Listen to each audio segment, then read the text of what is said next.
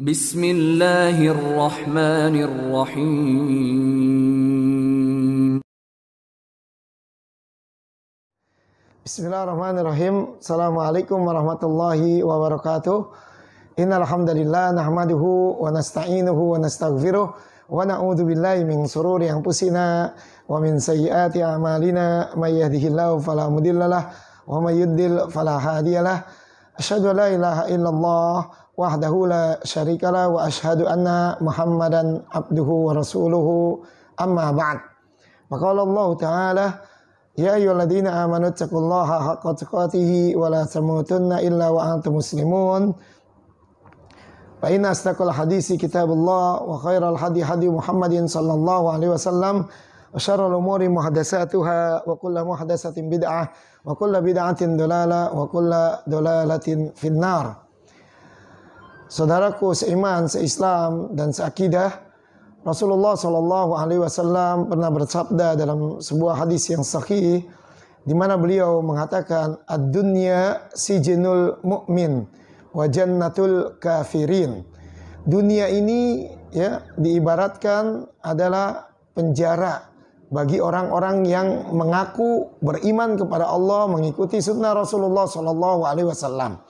Jadi setiap orang yang mengaku ya dengan akal sehatnya, dengan hatinya, bahwa dia beriman kepada Allah dan dia mengakui Nabi kita Muhammad Sallallahu Alaihi Wasallam adalah Nabi, penutup para Nabi, dan mengikuti apa yang dibawanya, maka dunia ini bagaikan bagi dirinya adalah bagaikan penjara.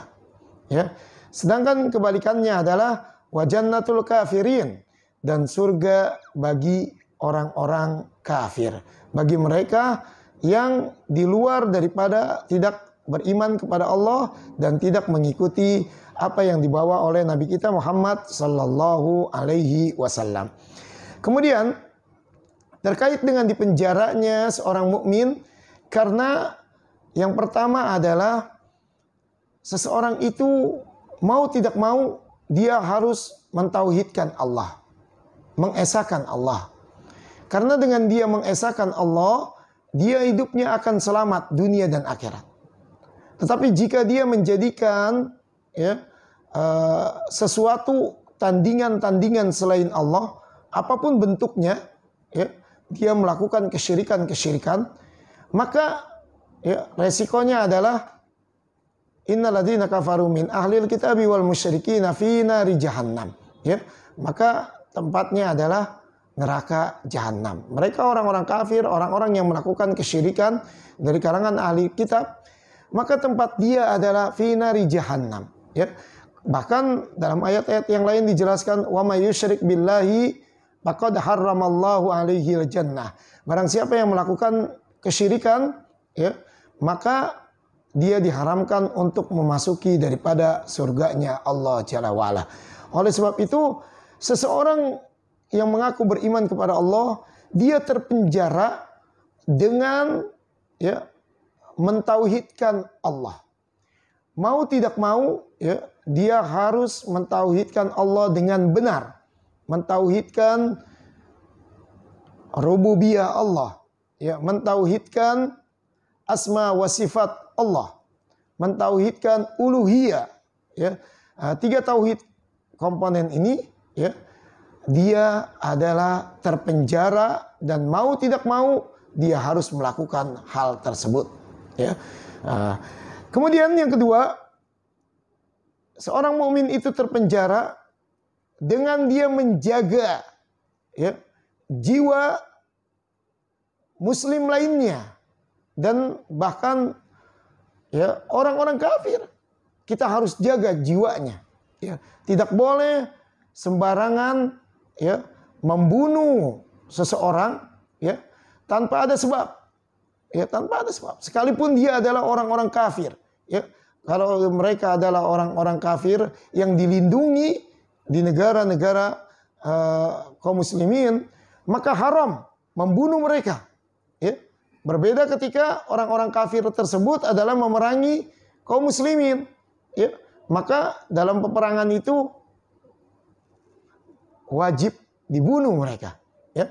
Tetapi ketika dia tidak memerangi kaum muslimin, ya, dan dia dilindungi oleh negara, maka apapun alasannya, ya, selama dia tidak memerangi kaum muslimin, membunuh jiwa orang-orang kafir hukumnya adalah haram, ya. Terlebih kaum muslimin dengan kaum muslimin lainnya, ya. Sehingga Rasulullah SAW pernah bersabda dalam sebuah hadis yang diriwayatkan oleh Imam An-Nasa'i, beliau katakan, la zawalud dunya ahwanu indallahi min qatsli rajulim muslim. Hancurnya dunia ini lebih ringan di sisi Allah dibandingkan terbunuhnya seorang muslim, ya. Sehingga orang yang beriman, dia terpenjara, tidak boleh dia dengan mudahnya menghilangkan nyawa-nyawa manusia yang hidup di muka bumi ini, ya, tanpa alasan yang benar, ya, tidak boleh, ya, tidak boleh. Ini yang kedua. Kemudian yang berikutnya adalah yang ketiga, seorang mukmin, seorang yang beriman kepada Allah terpenjara untuk menjaga akal. Menjaga akalnya. Karena akal adalah karunia yang Allah Ta'ala berikan, ya. Sehingga tidak boleh akal ini dirusak, ya. Ketika akal ini dirusak, maka, ya, seseorang akan tidak terkendali, ya. Dia melakukan hal-hal yang berbahaya. Akal ini dirusak dengan apa? Misalkan dengan narkoba, minuman-minuman yang memabukkan, ya, sehingga ketika rusak terjadilah kemaksiatan, terjadilah hal-hal yang negatif yang merusak dari tatanan hidup dan kehidupan dalam kehidupan bermasyarakat, ya. Sehingga Rasulullah SAW pernah menjelaskan bahwa syariat dinul Islam, ya, akan terbebani, diantaranya adalah wa anil majnun hatta ya'takil. Orang gila sampai dia berakal. Rufi al-qalam min salasatin. Ya, diangkatnya pena, diangkatnya, diterapkannya syariat dinul Islam, ya, kepada seseorang itu dengan 3 persyaratan. Salah satu di antara persyaratan tersebut adalah, ya, wa anil majnun hatta ya'takil. Orang gila sampai dia berakal, ya. Sehingga orang-orang yang berakal, ya, orang-orang yang berakal, maka diperintahkan oleh Allah untuk menjaga akalnya, ya, khususnya mereka yang tadi beriman kepada Allah Jalla wa'ala, maka dia terpenjara dengan menjaga akalnya. Jangan dirusak akal ini dengan subhat atau syahwat, atau tadi dengan adanya minuman atau sesuatu yang menghilangkan akal tersebut. Yang berikutnya, yang keempat, seorang mukmin yang beriman kepada Allah, dia akan terpenjara dengan perkara hartanya, ya, hartanya. Dia tidak boleh harta ini mengambil dengan cara yang curang, ya. Allah Ta'ala perintahkan dalam surah An-Nisa ayat yang ke-29, ya ayyuhalladzina amanu la ta'kulu amwalakum bainakum bil batil. Hai orang-orang yang beriman, ya, janganlah kamu saling memakan harta sesamamu dengan jalan yang batil, dengan jalan kecurangan, apapun bentuknya, mencuri, menipu, ya, riba, goror, dan berbagai macam perekonomian atau bisnis niaga yang di dalamnya mengandung kecurangan, kezoliman, ya, maka hukumnya adalah haram. Hukumnya adalah haram. Sehingga dia terpenjara untuk menjaga hartanya hanya yang halal-halal.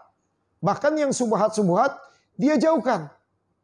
Ya, karena yang subhat pada dasarnya juga terkandung perkara yang haram. Ya, karena Rasulullah telah menjelaskan, innal halala bayyinun wa innal harama bayyinun wa bainahuma umurun mustabihat. Paman waqa'a fis subuhat waqa'a fil haram.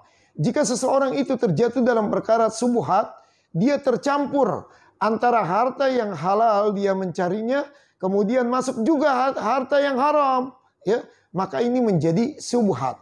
Pada dasarnya itu adalah perkara yang terjatuh dalam perkara yang haram. Oleh sebab itu, seorang mukmin, seorang muslim, ya, dia terpenjara untuk menjaga harta-harta yang dia cari, yang dia nafkahkan untuk dirinya, anaknya, istrinya, dan orang-orang yang ada di tanggungan dalam kehidupannya adalah dengan perkara yang halal. Tidak boleh dia mencari atau dia berusaha mendapatkan harta-harta yang haram. Ya. Nah, kemudian yang terakhir, yang kelima, bahwa dunia ini adalah penjara. Seorang mukmin dia terpenjara untuk tidak mencemari nama baik daripada saudara-saudaranya kaum muslimin lainnya. Terjadi perbedaan wajar. Para ulama, ya, dari zaman dahulu hingga sekarang terjadi perbedaan, ya, ikhtilaf terkait dengan perkara-perkara fikih.